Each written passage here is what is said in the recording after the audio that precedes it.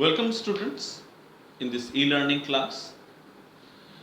Today I shall be discussing the Iliad with you, and as you know, in previous week I have discussed objective short question answers that can possibly come in your semester exams.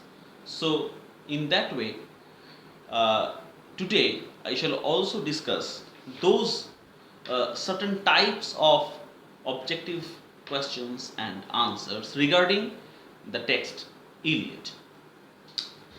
You see, one thing that I have already told you in your class is that Iliad sometimes is referred as the Song of Iliad or Song of Iliad. It is basically an ancient Greek epic poem. It is not written in prose but verse, and the meter, the pattern is dactylic hexameter. This is the rhetorical pattern in which the Iliad is written, and of course it is attributed to Homer. The backdrop is the Trojan War, and not the entire Trojan War but the last year. The Trojan War was fought for a long 10 years, and the Iliad, this epic, concentrates on the few days of battle which had actually happened in the 10th year, the last year, not the entire phase of the war.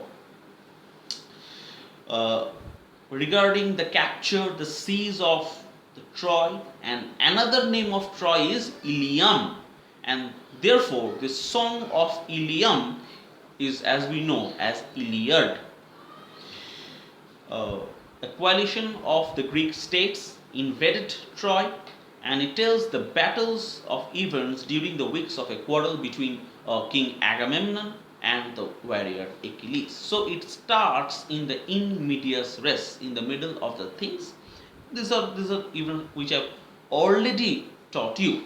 Now, let us come to the important characters present or depicted in this epic. And you must be very conscious about the names of these characters. I presume that certain questions, important questions, will come in your exam regarding the characters, right? The characterization of or in the epic, right? Because it is only in an epic where we encounter, where we come across a vast array of characters, right? Because it is very magnanimous in presentation, in scale. So the first group of warriors whom we encounter in the Iliad are the Achaeans, right? Also called as the Danans or the Greeks. And among the Greeks or Achaeans, the leader of the Greeks was King Agamemnon, who was the ruler of Mycenae, right?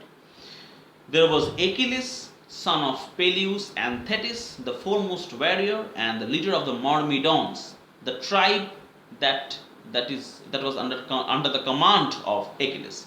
So Myrmidons and the king of Thea. Next come Odysseus. Odysseus was the king of Ithaca, another region, another tribe, and a Greek commander. Now there is two characters bearing the same name, Ajax, or it is sometimes pronounced as Aius, Ajax or Aius. You can read both the different types of names where you can find. So Ajax the Greater, he was the son of Telamon and the king of Salamis, whereas Ajax the Lesser was the son of Oileus and the commander of the Locrians. So please keep in your mind these two characters. You might get confused in your semester regarding these similar names. Next we have the Menelaus, who was the king of Sparta, and the husband of Helen, brother of Agamemnon, whose wife was abducted by Paris. Next comes Diomedes. Diomedes was the son of Tydeus and king of Argos. Another prominent character whom we find in Iliad was Patroclus. Patroclus was Achilles' closest companion, brother like Achilles. There was also a very aged, wise, senior member of the Greek camps who was Nestor. Nestor was the king of Pylos and a trusted advisor to Agamemnon. Right. Now, I should focus on this interrelation between these two characters, Achilles and Patroclus. In our Indian epic Mahabharata, we have a similar instance of close companionship between Krishna and Arjuna. Right? So the relation between Achilles and Patroclus is much congruous to the relation, the bond exists between Krishna and Arjuna. The nature of this relationship can be described as homoerotic by many critics, right?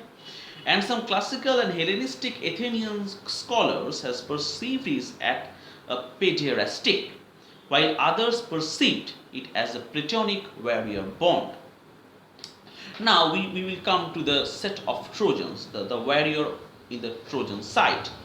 The first is of course Hector, the prince of Troy, son of King Priam and the foremost, the leader of the Trojan kingdom.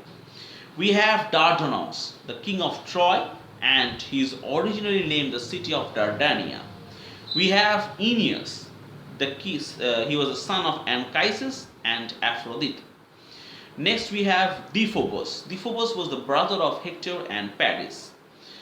We also have Paris, a significant warrior who abducted Helen from the clutches of Menelaus, and this abduction has caused the war.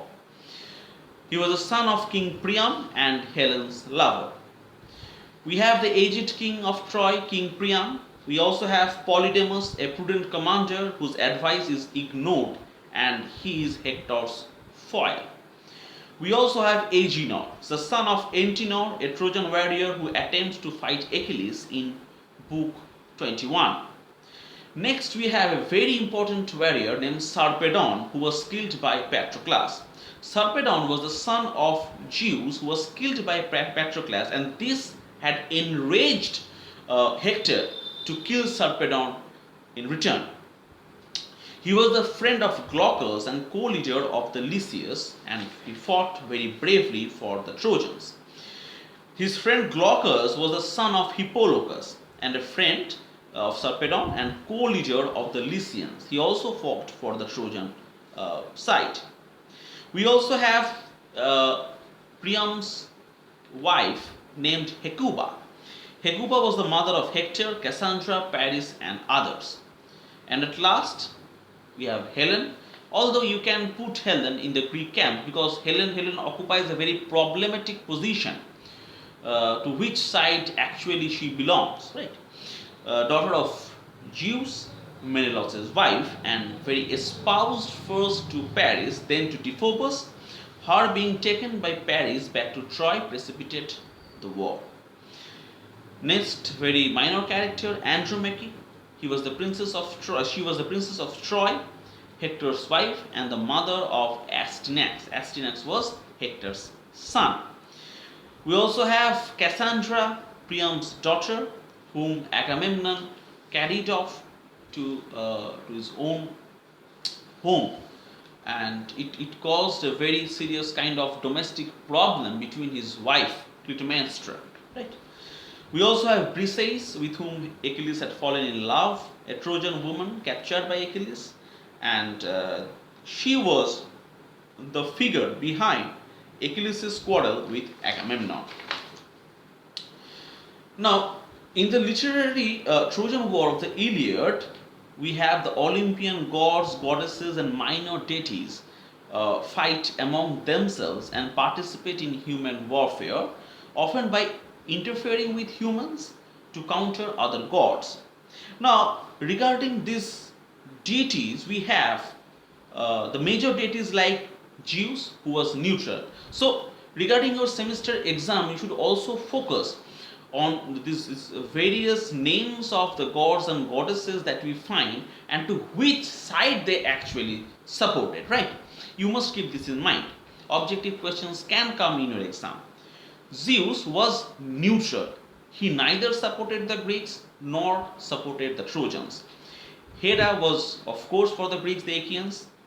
Artemis supported the Trojans. Apollo also supported the Trojans. Hades, the god of the underworld, Hades was also neutral like Zeus. Aphrodite, obviously, mother of Aeneas, supported the Trojans. We also have Ares, supported Achaeans. Athena supported the Greeks. Hermes.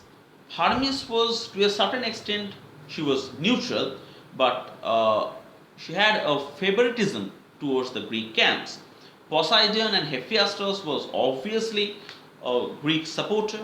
Now, regarding the minor deities, these are the major deities which I have taught, but we also have minor deities like Eris supported the Trojans. Iris was neutral. Very, very confusing names. Please keep this in mind. We also have Thetis, mother of Achilles, obviously supported the Greeks. Leto supported the Trojans, whereas Proteus and Hypnos were Greek supporters. On the other hand, we also have Scamander, the river Scamander, who was brazenly made red by blood slaughtered by Achilles, those men who got butchered in Achilles' hand. Their blood had stained the river Scamander with red color, right? And she was very angry. So Scamander supported the Trojans, being disappointed with Achilles. And we also have Phobos and Deimos, who were also Trojan supporters. Now, these are the characters and to which groups they actually belong. You should minutely study these figures for your upcoming semester. There are often very confusing names, simulating names, but you should study by heart, right? In the next class, I shall discuss this aspect of divine intervention and the critical interrogation, various comments made by the critics and philosophers upon this epic Iliad. For now,